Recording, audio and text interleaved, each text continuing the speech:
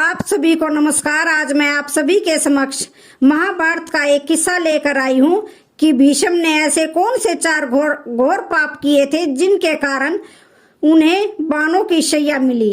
कुछ विद्वान मानते हैं कि देवव्रत अर्थात भीष्म को महाभारत का खलनायक माना जाना चाहिए। भीष्म ने अंबा, अंबिका और अंबालिका की भावनाओं को कुचलकर जो कार्य किया वह अमानवीय था।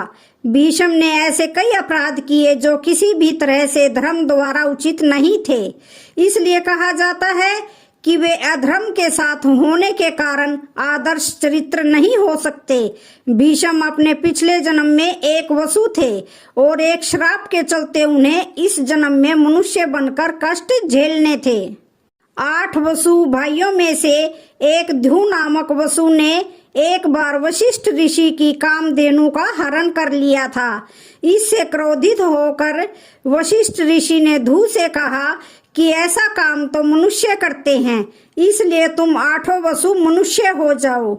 यह सुनकर वसुओं ने घबराकर वशिष्ठ जी से श्राप मुक्त होने की प्रार्थना की, तो उन्होंने कहा कि अन्य वसु तो वर्ष का अंत होने पर मेरे श्राप से छुटकारा पा जाएंगे, लेकिन इस ध्रुव को अपनी करनी का फल भोगने के लिए एक जन्म तक मनुष्य बनकर पीड़ा भोगनी होगी। यही ध्रुव बाद में गंगा की कोख से देवव्रत के रूप में जन्मे। यही देवव्रत आगे चलकर भीष्म पितामह कहलाए।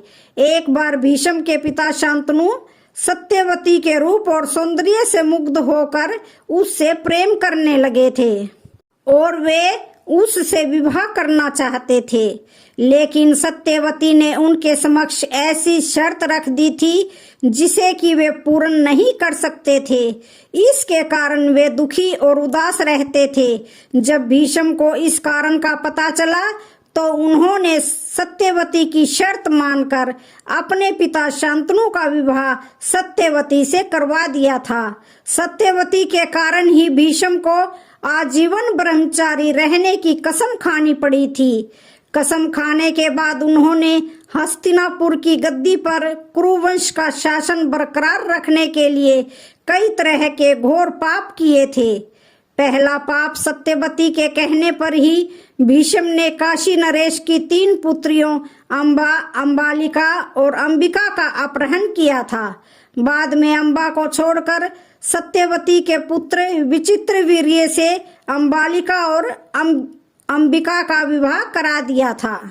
दूसरा पाप, गांधारी और उनके पिता सुबल की इच्छा के विरुद्ध भीष्म ने धृतराष्ट्र का विवाह गांधारी से करवाया था। माना जाता है कि इसलिए गांधारी ने भी अपनी आंखों पर पट्टी बांध ली थी। आखिर अंत में गांधारी को दावाग्नि में जलकर खुद के प्राणों का अंत करना पड़ा था।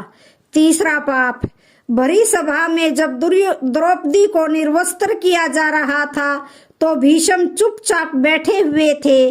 भीष्म ने जानबूझकर दुर्योधन और शकुनि के अनैतिक और छलपूर्ण खेल को चलने दिया। शैया पर भीष्म जब मृत्यु का सामना कर रहे थे तब भीष्म ने द्रौपदी से इसके लिए क्षमा भी मांगी थी।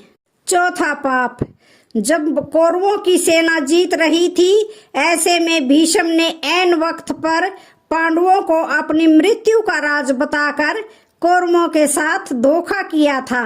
भीष्म ने शैया पर लेटे हुए श्री कृष्ण से पूछा कि हे मधुसूदन, मेरे ये कौन से कर्मों का फल है जो मुझे बाणों की शैया मिली। तब श्री कृष्ण ने कहा, पितामह, आपने अपने पिछले 101वें जन्म में जब एक राजकुमार थे तब आप एक दिन शिकार पर निकले थे। उस वक्त एक करकेटा नामक जीव एक वृक्ष के नीचे से गिरकर आपके घोड़े के अग्रभाग पर बैठा। आपने उसे बाण से उठाकर पीठ के पीछे फेंक दिया था। उस समय वह बेरी के पेड़ पर जाकर गिरा और बेरी के कांटे उसकी पीठ में धंस गए। करकेटा जितना निकालने की कोशिश करता उतने ही कांटे उसकी पीठ में चुभ जाते। और इस प्रकार करकेटा 18 दिन तक जीवित रहा और ईश्वर से यही प्रार्थना करता रहा कि हे युवराज, जिस तरह से मैं तड़प तड़प कर मृत्यु को प्राप्त हो रहा हूँ, ठीक इसी प्रकार तुम भी तड़प तड़प कर मृत्यु को प्राप्त होगे। अपने अगले और पिछले जन्म में भीष्म द्वारा इतने पाप करने के बाद भी भीष्म को किसी भी तरह से खलनायक नहीं माना जा सकता, क्योंकि भीष्म ने जो भी किया वह हस्तिनापुर के सिंहासन की रक्षा और कुरुवंश को बचाने के लिए किया था। तो फिर महाभारत का सबसे बड़ा खलनायक कौन था? आज की वीडियो का यहीं पर समापन होता है। वीडियो अच्छी लगे तो चैनल को लाइक शेयर सब्सक्राइब जरूर करें। धन्यवाद।